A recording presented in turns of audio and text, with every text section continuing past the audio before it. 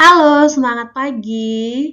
Hari ini saya akan menjelaskan materi Pendidikan Agama Katolik kelas 10 yang judul materinya itu adalah bersikap kritis dan bertanggung jawab terhadap media massa. Baik, kita mulai pembelajaran kita hari ini. Kita lihat dulu mengapa media massa itu sangat penting. Media massa memiliki kekuatan luar biasa dalam membentuk budaya populer, cara berpikir, dan kebiasaan kita sehari-hari. Menurut Christopher Wolff, media secara aktif membentuk pandangan dan nilai-nilai yang kita anut. Rata-rata, seseorang menghabiskan 6-8 jam sehari menonton televisi, belum termasuk waktu yang dihabiskan untuk media digital lainnya. Ini menunjukkan betapa besarnya pengaruh media massa dalam hidup kita. Nah, di era global yang sudah sangat modern ini, tentu media massa itu sangat berperan penting bagi kita. Bukan hanya sekedar membagikan informasi, tetapi juga menjadi sumber ilmu pengetahuan. Seperti itu ya.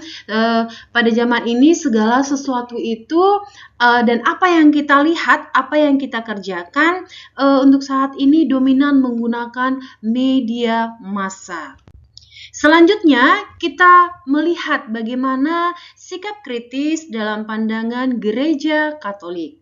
Gereja Katolik melalui ajaran dan institusi seperti Pauline Center for Media Studies mengajak umat untuk bersikap bijak dalam memilah dan menilai setiap konten media. Kenapa kita diajak untuk menjadi bijak? Karena di zaman ini sedang zamannya buat konten seperti itu ya. Banyak juga orang-orang yang menjadi konten kreator yang mengambil mungkin tema-temanya itu berkaitan dengan kehidupan kita sehari-hari. Baik itu melalui benda, kalau kita lihat sekarang banyaknya atau sedang tenarnya selebgram, tiktokers, youtubers, seperti itu ya. Dan dampak dari apa yang mereka rekam dan mereka tampilkan di konten-kontennya sangat berpengaruh kepada pandangan kita. Nah, ini salah satu menjadi acuan Gereja Katolik mengajak semua orang untuk bersikap kritis terhadap media massa. Nah, di sini ada juga kutipan kitab suci yang tertulis dalam Roma 12 ayat 2, "Janganlah kamu menjadi serupa dengan dunia ini, tetapi berubahlah oleh pembaharuan budi." Nah, maksudnya di sini adalah kita bisa menerima sesuatu perubahan, terutama dalam hal media massa seperti itu. Kita tidak boleh lagi istilahnya menutup mata dengan adanya perubahan zaman yang istilahnya banyak bergantung kepada media sosial, pokoknya semua kerjaan, semua aktivitas berbaur digital seperti itu. Nah, contoh nyata dari sikap kritis ini adalah memilih tontonan yang membangun iman dan moral, bukan yang merusak atau menyesatkan. Maksudnya di sini, kalau seperti zaman dulu, kalau di televisi swasta atau televisi nasional, dia akan mencantumkan batas usia tontonan film tersebut. Misalnya mereka menayangkan satu film atau satu tayangan, dan di situ pasti mereka ada di atasnya itu kalau pernah kalian perhatikan tontonan ini untuk umur sekian seperti itu. Dan memilah-milah tontonan ini maksudnya supaya kita melihat video atau menonton sesuatu sesuai dengan batas usia kita. Kalau memang tadi dia bayi, ya kasihlah dia tontonan yang memang sesuai dengan umur bayi. Seperti zaman sekarang, Cocomelon. Nah, Cocomelon itu bayi-bayi sekarang itu jarang tidak tahu yang namanya Cocomelon, Baby Shark, pokoknya banyak, Tayo seperti itu. Nah, tontonan itu memang diciptakan dan diperuntukkan untuk bayi seperti itu ya, atau anak kecil yang istilahnya imajinasinya dibentuk dari gambar yang bergerak melalui video kartun tersebut.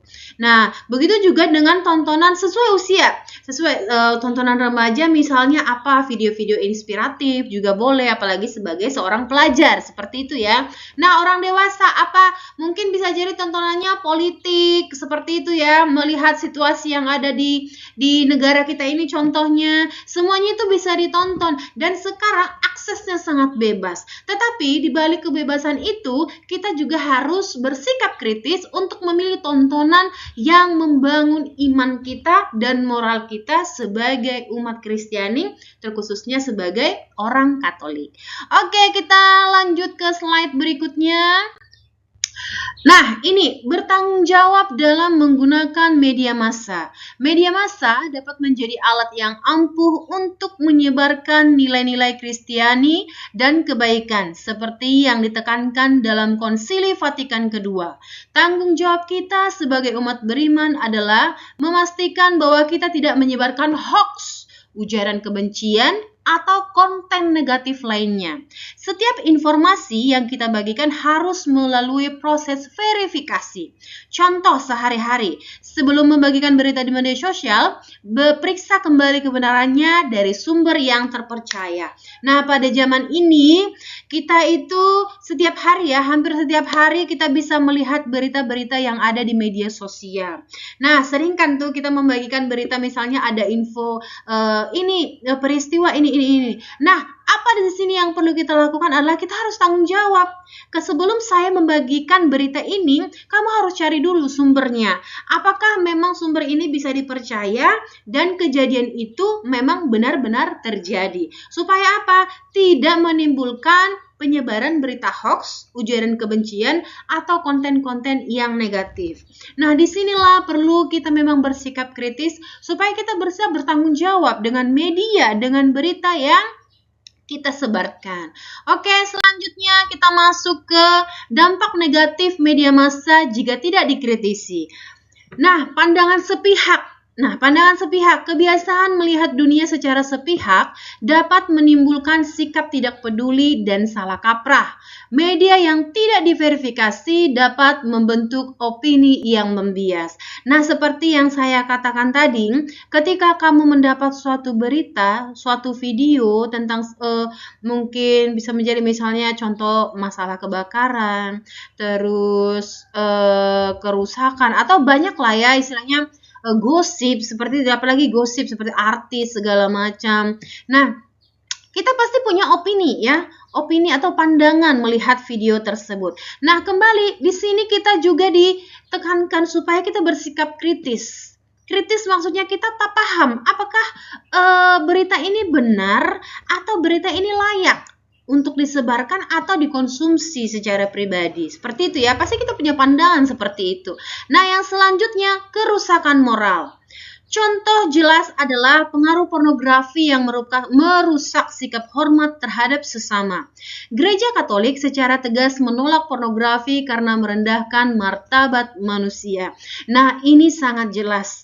Masalah pornografi, narkoba, itu adalah sesuatu kasus yang dari zaman dahulu kala dan mungkin sampai sekarang penyebarannya sangat luar biasa dan bisa diekspos secara bebas. Contohnya pornografi. Ketika kamu buka media sosial, itu akan sangat gampang kelihatan. Apabila kamu tidak ditekankan atau tidak memiliki iman yang kuat, atau kamu tidak bisa kritis menyikapi itu, maka kamu bisa jadi korban seperti itu. Maka diperlukanlah pendidikan karakter, pendidikan tentang seksualitas yang baik kepada pelajar, supaya apa? Tidak terjadi yang namanya penyimpangan. Nah, di sini juga ada soal pemantik yang harus kita bahas. Apa akibat jika kita menerima semua informasi tanpa pertimbangan? Kira-kira bagaimana? Kalau menurut saya, akibat dari menerima semua informasi dan tanpa pertimbangan, kita bisa menjadi pribadi yang keliru, pribadi yang tidak bisa membedakan yang baik dan yang benar dari media tersebut. Oke, selanjutnya di sini contoh nyata media dan kehidupan remaja. Remaja itu adalah salah satu kelompok usia yang paling rentan terhadap pengaruh media massa, terutama media sosial. Tren dan tantangan di media sosial dapat bersikap positif maupun negatif. Ada kisah nyata seorang siswa yang belajar memilah konten media dan memilih untuk aktif di komunitas gereja daripada terjebak dalam tren negatif. Ia menyadari bahwa kualitas hidupnya meningkat ketika ia fokus pada kegiatan yang membangun. Nah, ini adalah salah satu sikap kritis seorang remaja, seperti contoh dalam teks ini ya, dia adalah remaja yang terlahir dalam dunia yang modern, seperti itu. Nah, seperti sekarang, kalian para remaja yang duduk di bangku SMA, usia kalian usia-usia remaja adalah usia yang berusaha mencari jati diri. Mencari jati diri, misalnya apa yang menjadi kesenanganku, apa yang menjadi sesuatu yang mungkin tidak menarik atau yang menarik untuk aku kembangkan dalam diriku, seperti itu ya. Karena pada dasarnya seperti pelajaran-pelajaran sebelumnya, kita sudah membahas tentang talenta kamu sebagai pribadi yang unik, seperti itu. Nah, keunikanmu ini bisa kamu kembangkan secara kritis melalui media massa.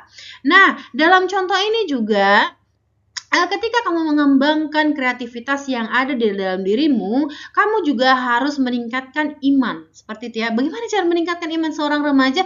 Yakni banyak kegiatan atau organisasi yang bisa membentuk karakter dan kepribadianmu menjadi lebih baik, terutama di dalam ruang lingkup gereja. Oke, selanjutnya, bagaimana pandangan gereja tentang teknologi dan media?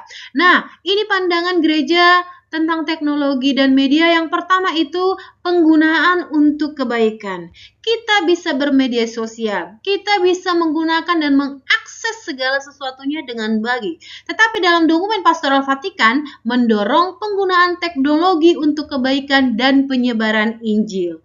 Media digital membuka banyak pintu baru bagi evangelisasi. Apa itu evangelisasi? Adalah penyebaran, pengajaran. Siapapun bisa berhak untuk mengajarkan atau menyebarkan informasi. Kamu bisa memberikan edukasi, pendidikan, baik dari segi iman ataupun pengetahuan umum melalui media massa. Yang kedua itu peringatan dan kewaspadaan. Gereja juga mengingatkan agar umat tidak terjebak dalam kecanduan dan penyebaran kebohongan. Jadi, di sini sikap kritis sangat diperlukan. Bagaimana kita tidak sampai terjebak dengan hal-hal atau situasi yang negatif berkaitan dari media massa atau media sosial yang kita gunakan. Baru ajaran kitab suci juga yang tertulis dalam Injil Matius 26 ayat 41, yakni berjaga-jagalah dan berdoalah supaya kamu jangan jatuh ke dalam pencobaan.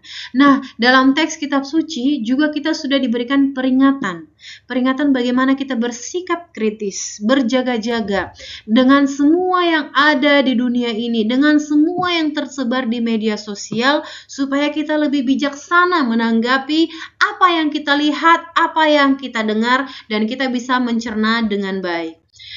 Selanjutnya, cara bersikap kritis memilah kemajuan teknologi. Ya, untuk menjadi pengguna teknologi yang kritis, kita perlu selalu bertanya, apakah informasi ini benar dan membangun iman? Ya, yang pertama yang kita lakukan adalah akses, mencari informasi dari sumber yang kredibel. Kredibel maksudnya adalah terpercaya, tidak ambigu seperti atau tidak bias, supaya informasi yang disebarkan benar. Baru yang kedua adalah pahami pesan yang disampaikan, tujuan dan sudut pandang pembuatnya. Jangan membuat suatu penyampaian yang salah, padahal misalnya penyampaiannya itu sumber itu baik, tetapi kita mengolahnya menjadi sesuatu yang tidak baik. Nah, yang selanjutnya adalah evaluasi. Kita perlu mengevaluasi nilai kebenaran, keadilan, dan dampak yang terjadi terhadap diri kita dan orang lain melalui media atau berita yang kita bagikan. Baru yang keempat, putuskan bagaimana merespon informasi tersebut secara bertanggung jawab. Apakah informasi ini baik untuk saya, untuk orang lain? Jangan sampai saya menyebar sesuatu yang tidak baik, yang akhirnya berdampak negatif terhadap orang lain. Seperti itu ya. Oke, selanjutnya ini ada soal pemantik untuk diskusi di dalam kelas. Yang pertama itu bagaimana kamu bisa membedakan berita yang benar dan hoax di tengah banjirnya informasi. Silahkan kamu jawab sendiri ya. Ini jawaban pribadi atau pengalaman pribadi yang bisa kamu jawab sesuai dengan apa yang kamu lihat, apa yang kamu dapatkan ketika kamu menggunakan media sosial. Nah, yang kedua, apa saja tanggung jawabmu saat menggunakan media sosial sebagai seorang Katolik?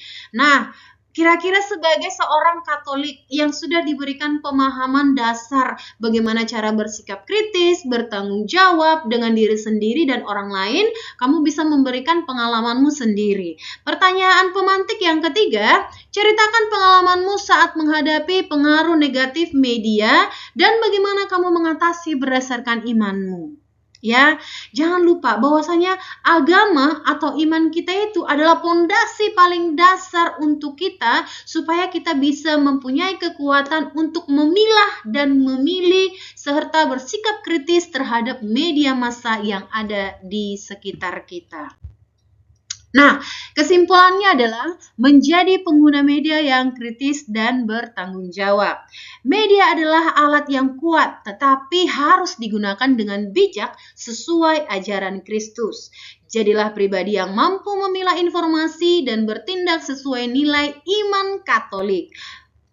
Mari kita berdoa agar selalu diberikan hikmat dan kekuatan untuk hidup benar di era digital ini. Demikian pembelajaran yang bisa saya sampaikan. Semoga bermanfaat. Terima kasih.